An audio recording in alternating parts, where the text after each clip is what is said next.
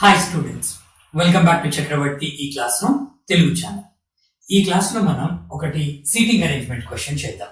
ఈ క్వశ్చన్ ఏంటంటే seating arrangement coupled with దేంతో కల్పించాడంటే వాడు సీక్వెన్స్ అండ్ ర్యాంకింగ్ లో అరేంజ్మెంట్ ఉంటుంది కదా, అరేంజ్మెంట్ తో ఇచ్చాడు. అంటే seating arrangement blended with arrangement problem. ఈ క్వశ్చన్ ఆల్రెడీ మన రెగ్యులర్ కోర్స్ లో నేను డిస్కస్ చేశాను. Lesson number 11 or 12 seating arrangement లో డిస్కస్ చేశాను.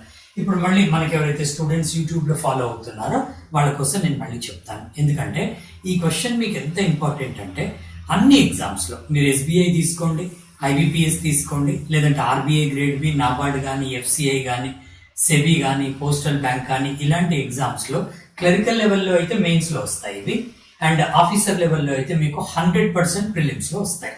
అంత ఇంపార్టెంట్. అండ్ ఇంకొకటి ఏంటంటే ఇలాంటి క్వశ్చన్స్ మీరు ప్రాక్టీస్ చేస్తే, బాగా ప్రాక్టీస్ చేయండి, చేస్తే మీకు సీటింగ్ అరేంజ్మెంట్ పజిల్ క్వశ్చన్స్ ఈజీగా చేయొచ్చు. మనం స్టార్ట్ చేద్దాం. చూడండి క్వశ్చన్ ఇది ఎలా చేయాలో. ఫస్ట్ యాజ్ ఇట్ ఈస్ గా నేను మీకు టెక్నిక్స్ అప్పుడు చెప్పాను.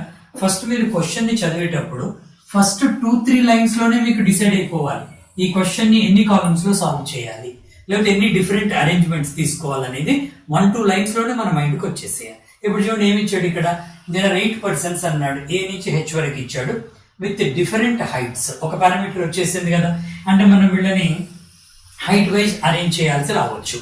తర్వాత standing in a line facing north. అర్థమైపోయింది కదా క్లియర్ గా. ఇక్కడ వరకు అయితే మనకి 2 పారామీటర్స్ ఉంటాయి.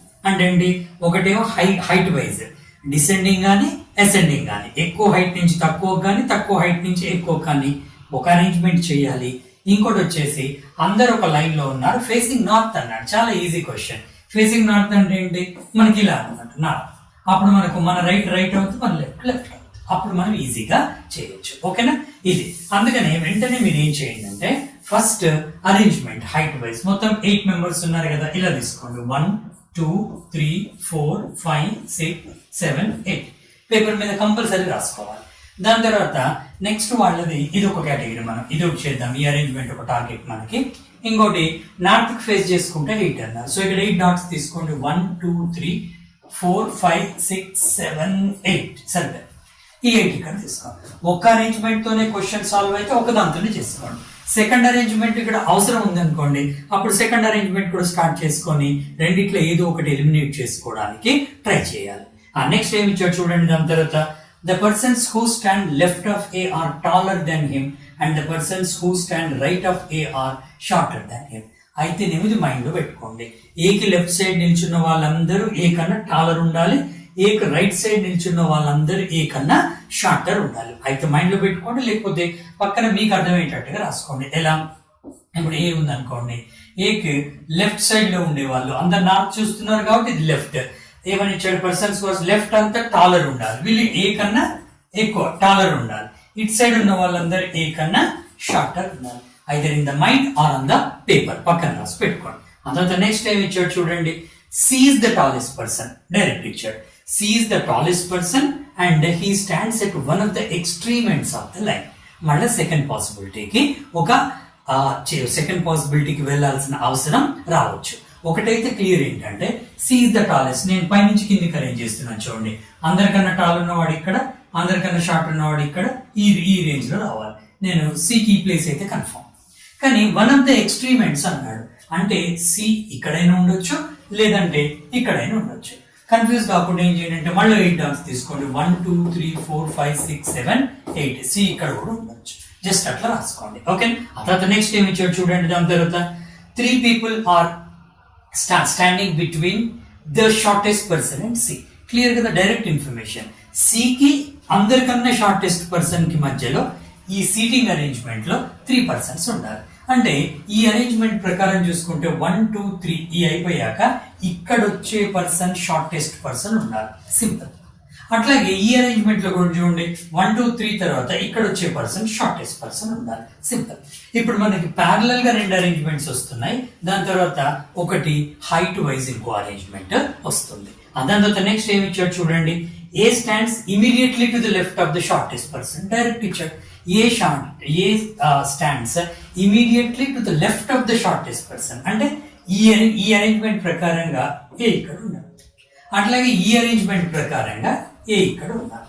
ఓకే, మరి ఈ రెండు పాసిబిలిటీస్ కరెక్టేనా లేకపోతే ఏదైనా ఎలిమినేట్ చేయవచ్చా చూడండి. చేయాలంటే ఇప్పుడు మనకున్న ఒకే ఒక్క ఇన్ఫర్మేషన్ ఇది. దీని ప్రకారంగా చూడండి, ఏక లెఫ్ట్ ఉన్న వాళ్ళు ఏ కంటే టాల్ గా ఉండాలి, ఏక రైట్ ఉన్న వాళ్ళు ఏ కంటే షార్ట్ గా ఉండాలి. జాగ్రత్తగా అబ్జర్వ్ చేయండి. మనకు మైండ్ ఏంటంటే పజిల్ అండ్ సీటింగ్ అరేంజ్మెంట్ చేసేటప్పుడు చాలా షార్ప్ ఉండాలి. ఒక ఇన్ఫర్మేషన్ తీసుకున్న తర్వాత ప్రీవియస్ ఇన్ఫర్మేషన్ కి కంబైన్ చేయాలి. రెండు కోరిలేట్ చేసిన తర్వాత నాకేమైనా కొత్త క్లూ వస్తుందా చూసుకోవాలి. అట్లా చేస్తేనే మీకు సక్సెస్ వస్తుంది. ఇప్పుడు క్లియర్ గా చూడండి, ఏక లెఫ్ట్ ఉన్న వాళ్ళు ఏ కంటే టాల్ ఉండాలి ఈ అరేంజ్మెంట్ లో, ఏక రైట్ ఉన్న వాళ్ళు ఏ కన్నా షార్ట్ ఉండాలి. కానీ వీడిచ్చిన ఇన్ఫర్మేషన్ ప్రకారం చూడండి, C is the tallest person అన్నాడు, అందరికంటే టాల్ వాడు, అంటే ఏ సి కన్నా షార్ట్ ఉండాలి. అయితే ఈ అరేంజ్మెంట్ ప్రకారం కరెక్ట్ గానే ఉంది. సి అనేవాడు ఏక లెఫ్ట్ సైడ్ లో ఉన్నాడు ఏదో ఒక ప్లేస్ లో, అప్పుడు ఇది కరెక్టే. కానీ మీరు దీన్ని చూస్తే చూడండి, సి ఏక రైట్ సైడ్ లో ఉన్నాడు, అంటే దీని ప్రకారంగా నాకు ఏం అర్థం వస్తుంది, సి ఏ కన్నా షార్ట్ అనే అర్థం వస్తుంది. అది మనకు అక్కడ వాడిచ్చిన ఇన్ఫర్మేషన్ బ్రీచ్ అయింది. అందుకని ఈ అరేంజ్మెంట్ రాంగ్. ఇట్లా చేసుకోవాలన్నమాట.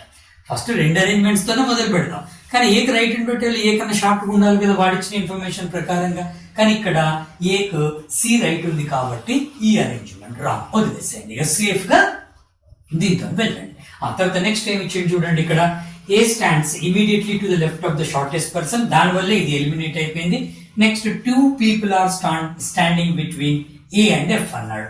ఏ కి ఎఫ్ కి మధ్యలో ఇద్దరు ఉంటారు అన్నాడు. అది రైట్ కో చెప్పలేదు, లెఫ్ట్ కో చెప్పలేదు. కానీ ఏ ఇక్కడ ఉంటే లెఫ్ట్ సైడ్ 1 2 తర్వాత ఇక్కడ ఎఫ్ వచ్చే ఛాన్స్ లేదు కాబట్టి 100% 1 2 తర్వాత ఇది ఎఫ్, ఈ ప్లేస్ మనకు ఫిక్స్ అయిపోయింది. ఓకే, తర్వాత ఇన్ఫర్మేషన్ చూడండి. నెక్స్ట్ ఇన్ఫర్మేషన్ ఏమి ఇచ్చాడు మనకి ఇక్కడ. నెక్స్ట్ ఇన్ఫర్మేషన్ కి వెళ్ళండి. 2 people are standing between A and F అయిపోయింది కదా. ఆ next 4 people are standing between B and D. ఇది చాలా ఇంపార్టెంట్ ఇన్ఫర్మేషన్ చూడండి. నేను మన కోర్సులో మీకు ఇనీషియల్ క్లాసెస్ లోనే నేను చెప్పాను, ఇలాంటి ఇన్ఫర్మేషన్ వచ్చినప్పుడు మీరు చాలా లక్కీ అన్నమాట. ఎప్పుడు లక్కీ అవుతారు, మీకు బేసిక్స్ తెలిసి ప్రాక్టీస్ చేస్తేనే లక్కీ. ఇది చాలా మంచి ఇన్ఫర్మేషన్ చూడండి. ఎలా మంచి ఇన్ఫర్మేషన్ అంటే 4 people are standing between B and D అన్నాడు. బికు డికి మధ్యలో నలుగురు ఉంటారు అన్నాడు.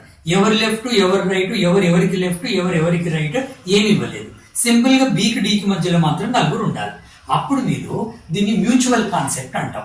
ఎట్లా మ్యూచువల్ అంటే ఇప్పుడు ఈ అరేంజ్మెంట్ లో చూడండి, బికి గానీ డికి గానీ పాసిబుల్ ప్లేసెస్ చూడండి. ఒకవేళ నేను బిని ఇక్కడ ప్లేస్ చేశాను అనుకోండి, 1 2 3 4 తర్వాత ఇక్కడ డి రావాలి. లేదు నేను డిని ఇక్కడ ప్లేస్ చేస్తే ఇక్కడ బి రావాలి. రెండు కేసెస్ లో కాదు, ఎందుకంటే ఇది ఆల్రెడీ ఎఫ్ ఇక్కడ ఆక్యుపై అయ్యాడు. అంటే బికి గానీ డికి గానీ ఇక్కడ ప్లేస్ లేదు. ఇక మిగిలిన ప్లేస్ ఏంటి, ఈ ప్లేస్ చూసుకోవాలి. ఒకవేళ నేను ఇక్కడ బి ప్లేస్ చేస్తే 1 2 3 4 తర్వాత ఇక్కడ డి ఉండాలి. ఎస్, లేదు నేను డిని ఇక్కడ ప్లేస్ చేస్తే ఇక్కడ బి ఉండాలి. అంటే ఈ రెండు ప్లేసెస్ తప్ప ఇక వేరే ఏ ప్లేస్ కూడా బికు డికు పాసిబిలిటీ లేదు. దీన్ని మ్యూచువల్ టెక్నిక్ అంటాం. మీకు ఏ ఇన్స్టిట్యూట్ లో చెప్పరయ్యా, నేను చెప్తున్నాను, అది మనం ఇన్వెంట్ చేసింది అనమాట. అంటే దాని అర్థం ఏంటంటే మీరు ఇక్కడ బిని ప్లేస్ చేస్తే 100% డిని ఇక్కడ ప్లేస్ చేయాలి. లేదు నేను ఇక్కడ డిని ప్లేస్ చేస్తే 100% నేను ఇక్కడ బిని ప్లేస్ చేయాలి. అంటే ఈ రెండు ప్లేసెస్ లో నాకు వస్తే బి రావాలి, లేకపోతే డి రావాలి. బి డి తప్ప ఎవ్వరికి ఇంకా అక్కడ ప్లేస్ లేదు. ఈ పాయింట్ ఒకసారి మళ్ళీ పాజ్ చేసుకొని మళ్ళీ ఒకసారి వినండి. ఓకేనా? ఇప్పుడు చూడండి, వెంటనే మళ్ళీ మన మైండ్ మళ్ళీ పనిచేయాలి. నెక్స్ట్ ఏంటి, ఎంతమంది పర్సన్స్ ఫిక్స్ అయ్యారు నాకు? ఏ ఫిక్స్ అయింది కన్ఫర్మ్, ఏ బి మోరాల్లెస్ ఫిక్స్ అయింది, A B then C fix అయింది, C A B C D F fix అయ్యారు. ఇంకా మిగిలింది ఎవరు? జి హెచ్ అండ్ ఎఫ్ ఉన్నారు. అది మైండ్ లో పెట్టుకోండి. జి హెచ్ అండ్ ఎఫ్ నేను ఇక్కడ ఫిక్స్ చేయాలి. ఆ తర్వాత నెక్స్ట్ ఇన్ఫర్మేషన్ ఏమి ఇచ్చాడు చూడండి, B is shorter than F అన్నాడు. మళ్ళా ఇక్కడికి వెళ్ళాడు. బి షార్టర్ దెన్ ఎఫ్ అన్నాడు, కానీ ఇమీడియట్ గానో కాదో చెప్పలేదు. ఇక్కడ మనకి ఏమి ఇచ్చాడంటే B is shorter than F అంటే ఇక్కడ మనకు ఇది ఇక్కడ between B shorter than F అని ఇచ్చాడు. ఓకే, మరి బి షార్టర్ దెన్ ఎఫ్ అంటే మనము అక్కడ ప్లేస్ చేసుకోవాలి. అయితే ఇలా రాసుకోండి, బి షార్టర్ దెన్ ఎఫ్ అంటే ఎఫ్ ఇక్కడ రాసుకొని ఇక్కడ బిని రాసుకోండి. అయితే ఒకటి మాత్రం చాలా కేర్ఫుల్ గా ఉండండి స్టూడెంట్స్, మీరు ఇక్కడ బి షార్టర్ దెన్ ఎఫ్ అంటే ఎఫ్ కి బి కి మధ్యలో ఎవరైనా రావచ్చు రాకపోవచ్చు, ఎందుకంటే వాడు ఇమీడియట్లీ షార్టర్ గానీ ఇమీడియట్లీ టాలర్ గానీ చెప్పలేదు, అక్కడ జాగ్రత్త పడండి. ఓకేనా, నేను ప్రస్తుతానికి అయితే ఇలా రాస్తాను, వీళ్ళిద్దరి మధ్యలో ఎవరైనా రావచ్చు రాకపోవచ్చు. దాని తర్వాత నెక్స్ట్ ఏమి ఇచ్చాడు, G is an immediate neighbour of H.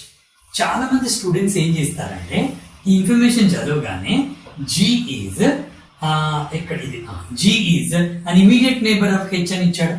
దాన్ని మామూలుగా న్యూస్ పేపర్లో న్యూస్ చదివినట్టు చదువుతారు, అట్లా చదవద్దు.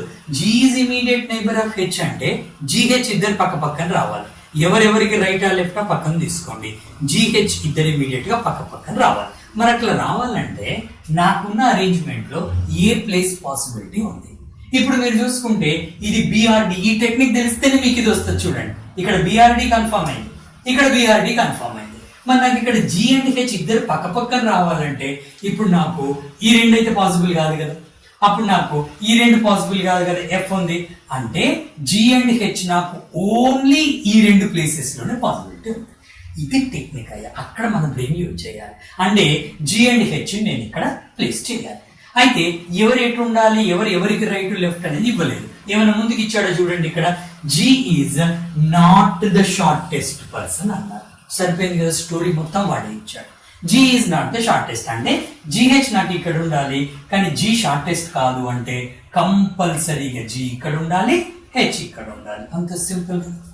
మళ్ళా మన బ్రెయిన్ పని చేయాలి. ఇప్పుడు ఏం చేయాలి, హెచ్ షార్టెస్ట్ అని వచ్చింది, వెంటనే మీరు హెచ్ ని ఇక్కడ ప్లేస్ చేసుకోండి.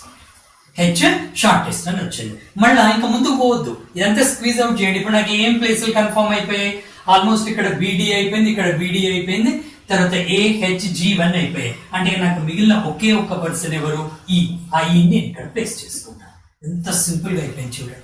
ఇక నా టాస్క్ ఏంటంటే ఇక్కడ బి వస్తుందా డి వస్తుందా, ఇక్కడ మిగిలిన పర్సన్స్ ఎంతమంది వస్తారు, ఇది కూల్ గా మనం సాల్వ్ చేసుకోవాలి. ఓకే, నెక్స్ట్ ఇన్ఫర్మేషన్ చూడండి, B is taller than G అన్నాడు. మళ్ళీ ఇన్ఫర్మేషన్ చూడండి, B is taller than G. ఇక్కడ బి అనేవాడు జీ కన్నా టాలర్. ఇక్కడ జాగ్రత్తగా అబ్జర్వ్ చేయండి స్టూడెంట్స్, మీరు ఇక్కడ జాగ్రత్తగా అబ్జర్వ్ చేయండి. మోరాల్లెస్ నాకు ఒక అరేంజ్మెంట్ ఇచ్చాడు, అంటే ఎఫ్బిజి ఒకే ఆర్డర్ లో ఉండొచ్చు, లేదంటే వీళ్ళ మధ్యలో ఎవరైనా కూడా రావచ్చు. నాకు ఇక్కడ ఒక క్లూ దొరికింది. ఏం క్లూ చెప్పండి, ఇక్కడ ఏక్ లెఫ్ట్ సైడ్ ఉండేటోళ్ళందరూ ఏ కన్నా టాలర్ ఉండాలా. నేను ఇన్ఫర్మేషన్ కోసం ఆగాను అనమాట, ఇంతకు ముందు కూడా మీరు డైరెక్ట్ ప్లేస్ చేసుకోవచ్చు, నో ప్రాబ్లం. అయితే ఏక్ లెఫ్ట్ సైడ్ ఉండేటోళ్ళు ఏ కన్నా టాలర్ ఉండాలి. మరి ఏక్ ఎంతమంది ఉన్నారు లెఫ్ట్ సైడ్, 1 2 3 ప్లేసెస్ ఉన్నాయి. అంటే నాకు ఏ ప్లేస్ ఏమైందంటే 1 2 3 తర్వాత ఇది ఏ కన్ఫర్మ్ అయిపోతుంది, ఏక కన్ఫర్మ్ అయిపోయింది ఇంక ఈ ప్లేస్. దాని తర్వాత నేను ఎఫ్బిజిని ప్లేస్ చేసుకోవాలి. మరి ఎఫ్బిని జీని ప్లేస్ చేసుకోవాలంటే ఒకవేళ వాడిది ఇమీడియట్ అంటే ఒకరికి మధ్యలో ఒకరు ఎవరు లేరు అనుకుంటే డైరెక్ట్ గా ఎఫ్బిజిని నేను ఇక్కడ ప్లేస్ చేసుకునేవాడిని. కానీ ఇట్లా కూడా చేసుకోవచ్చు, ఇక్కడ ఎఫ్ ఇక్కడ బిజి, ఎఫ్ బిజి ఓవరాల్ గా చెప్తున్నాను. కానీ మీరు ఒక్కసారి జాగ్రత్తగా అబ్జర్వ్ చేయండి స్టూడెంట్స్, ఏక రైట్ సైడ్ ఉన్న వాళ్ళు ఏ కన్నా షార్టర్ ఉండాలి. మరి ఇక్కడ ఏక రైట్ సైడ్ కన్ఫామ్ ఎవరు ఉన్నారు చెప్పండి, జిఎఫ్ ఇద్దరు ఉన్నారు. జిఎఫ్ ఇద్దరు ఏక డైరెక్ట్ గా రైట్ సైడ్ ఉన్నారు, అంటే వీళ్ళు ఏ కన్నా షార్టర్ ఉండాలి కదా.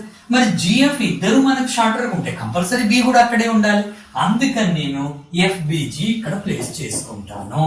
వాడు ఇమీడియట్ అని ఇవ్వకున్నా కూడా ఇలా వచ్చి ఇక నాకు మిగిలిపోయింది ఏంటి, ఇక్కడ బిడి ఇద్దరు వస్తారా, ఎవరు వస్తారు వాళ్ళ మధ్యలో. దాని తర్వాత ఈ మిగిలిపోయిన ప్లేస్ లో ఎలా ప్లేస్ చేయాలని చూడండి. దానికి కూడా నాకు ఇక్కడ సొల్యూషన్ ఉంది. ఏ సొల్యూషన్ చెప్పండి, ఇక్కడ ఎప్పుడైతే మనం ఇది అరేంజ్ చేసామో ఏక రైట్ సైడ్ ఉండే వాళ్ళు ఏ కన్నా షార్టర్ ఉండాలి, ఏక లెఫ్ట్ సైడ్ ఉండే వాళ్ళు ఏ కన్నా టాలర్ ఉండాలి అనుకున్నాం. ఇక్కడ మనకు ఏ కన్నా షార్టర్ బి వచ్చాయి. అప్పుడు నేనేం చేస్తాను, ఇక్కడ ఏ కన్నా షార్టర్ అంటే రైట్ సైడ్. ఇప్పుడు నేను బి లెఫ్ట్ ప్లేస్ చేసే అవకాశం లేదు, ఎందుకంటే బి ఏ కన్నా షార్టర్ ఉండాలి. అప్పుడు ఈ ప్లేస్ నేను బికి కన్ఫామ్ చేసేస్తాను. ఇది బికి నేను కన్ఫామ్ చేశాను కాబట్టి ఇక్కడ నేను 100% డి కన్ఫామ్ చేశాను. ఎంత ఈజీగా చూడండి. ఇక నాకు మిగిలిపోయింది ఈ రెండు. ఏమేమైపోయాయి ఇక్కడ, ఏఎఫ్బిజిహెచ్సి అయిపోయాయి, డి అండ్ ఈ మాత్రం మిగిలి ఉన్నారు. ఇంకా మన నెక్స్ట్ టాస్క్ ఏంటంటే, ఇక్కడ మనం ఈడి రెండు ఉన్నారు కదా, అయితే దీని ప్రకారంగా ఏక లెఫ్ట్ సైడ్ ఉన్న వాళ్ళు ఏకన్నా టాలర్ ఉండాలి కదా, అంటే ఏకన్నా టాలర్ ఈడి ఉంది, కానీ వీళ్ళ అరేంజ్మెంట్ నాకు రావాలి. ఒక్కొక్కసారి దానికి సంబంధించిన క్లూ ఇవ్వచ్చు, ఇవ్వకపోవచ్చు. ఒకవేళ ఇవ్వలేదు అనుకోండి, డిఆర్ఈ ఈఆర్డి అని రాసుకోవాలి. కానీ కింద ఇచ్చాడు చూడండి, ఏమని the tallest person and the second tallest person are not immediate neighbours to each other. అంటే టాలెస్ట్ పర్సన్ ఎవరు? సి.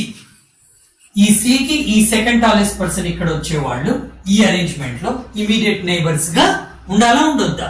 ఉండొద్దు. అంటే ఇక్కడ ఈ అరేంజ్మెంట్ ప్రకారంగా సిఈ ఇద్దరు నేబర్స్ ఉన్నారు. అంటే దాని అర్థం ఏంటి? సెకండ్ టాలెస్ట్ పర్సన్ గా ఈకి ఛాన్స్ లేదు. మరి ఈకి ఛాన్స్ లేదంటే ఇక మిగిలిపోయిన పర్సన్ ఎవరు? డి. ఆ డీని ఇక్కడ పెట్టుకుంటాం మనం. ఈకి ఛాన్స్ లేదంటే సారీ ఇక్కడ మనకి ఇక్కడ ఈకి ఛాన్స్ లేదంటే డీని రాస్తుంది. ఇక్కడ కంపల్సరీగా ఈ. ఇప్పుడు నాకు సీటింగ్ అరేంజ్మెంట్ అయిపోయింది. తర్వాత మనకి హైట్ వైజ్ అరేంజ్మెంట్ కూడా అయిపోయింది. ర్యాంకింగ్ వైజ్ అనుకోండి అలాగా అయిపోయింది. ఇప్పుడు మనకి ఫైనల్ గా అరేంజ్మెంట్ ఏంటంటే సిఈడిఏహెచ్జిఎఫ్బి లెఫ్ట్ నుంచి రైట్ నార్త్ చూస్తున్నారు. ఇక్కడికి వచ్చేసి టాలెస్ట్ నుంచి షార్టెస్ట్ వరకు సిడిఈఏఎఫ్బి జి అండ్ హెచ్ అనేది అవుతుంది. ఇది క్వశ్చన్ చేసే పద్ధతి. సీటింగ్ అరేంజ్మెంట్ కానీ పజిల్ చేసే పద్ధతి ఇది. మీరు ఇట్లా అలవాటు చేసుకోండి. ఏ క్వశ్చన్ అయినా చేయగలుగుతారు. దీనికి ఏంటంటే మీకు బేసిక్స్ క్లియర్ గా ఉండాలి. ఆ బేసిక్స్ క్లియర్ గా ఉంటేనే మీకు puzzle seating arrangement possibility with in the stipulated time అవుతుంది. మరి అలా రావాలంటే బేసిక్స్ నేర్చుకొని సిస్టమాటిక్ ప్రాక్టీస్ చేసుకోండి. అయితే కొంతమంది స్టూడెంట్స్ ఏంటంటే సార్ యూట్యూబ్ లో చాలా వీడియోలు ఉన్నాయి కదా, ఈ బేసిక్స్ అని నేను అక్కడ నేర్చుకుంటాను. అలా కూడా నేర్చుకోవచ్చు, కానీ చాలా టైం పడుతుంది. అలా వద్దు. నా సజెషన్ ఏంటంటే time is very very important for us. Money ఈ రోజు కాకపోతే రేపు సంపాదించవచ్చు మనకు జాబ్ వచ్చాక. కాబట్టి టైం వేస్ట్ చేసుకోకండి. ఒక ఎక్స్పర్ట్ దగ్గర ముందు బేసిక్స్ నేర్చుకోండి. దాని తర్వాత ప్రాక్టీస్ కి మీకు ఎన్నో క్వశ్చన్స్ ఉంటాయి. ఆ బేసిక్స్ నేర్చుకునేటప్పుడే మీరు సిస్టమాటిక్ వేలో నేర్చుకోండి. తర్వాత ప్రాక్టీస్ చేసుకోండి. I wish you all the best. And ఇంకొక చిన్న రిక్వెస్ట్ ఏంటంటే నా సైడ్ నుంచి మన వీడియోస్ మీరు లైక్ చేయండి, షేర్ చేయండి. ఎందుకంటే మనం ఇంత ఎఫర్ట్ పెట్టి మీకు చెప్తున్నాం కాబట్టి మీరు కొంత షేర్ చేస్తారనుకోండి, మాకు కూడా మోటివేషన్ ఉంటుంది. ఎక్కువ వ్యూస్ అయితే మాకు కూడా మోటివేషన్ ఉంటుంది. అట్ ది సేమ్ టైం చాలా మంది స్టూడెంట్స్ కూడా బెనిఫిట్ అయినట్టుగా ఉంటుంది. Thank you very much students.